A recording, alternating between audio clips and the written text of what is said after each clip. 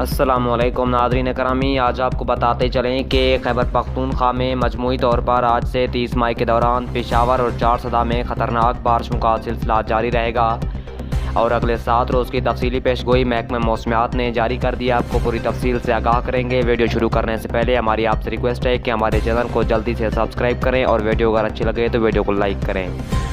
تو آپ کو بتاتے چلیں کہ مغربی ہواؤں کا نیا سلسلہ آج سے ملک میں داخل ہو چکا ہے، جبکہ مغربی ہواؤں کا ایک اور اچھی شدت کا سلسلہ 28 مئی سے ملک میں داخل ہوگا۔ پہلے سلسلے سے ملک کے بالائی اور وسطی علاقوں میں کہیں کہیں، جبکہ دوسرے سلسلے سے ملک کے مختلف علاقوں میں آندھی اور گرج چمک کے ساتھ بارش کی توقع ہے۔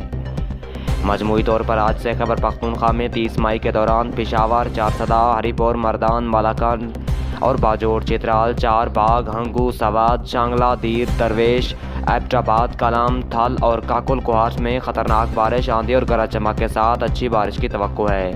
جبکہ اگلے 3 سے 4 روز کے دوران بارش کہیں کہیں ممکن ہے، جبکہ 28 سے 30 مئی کے دوران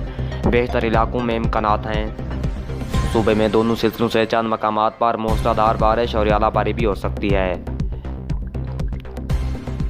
پنجاب کے مشرقی پنجاب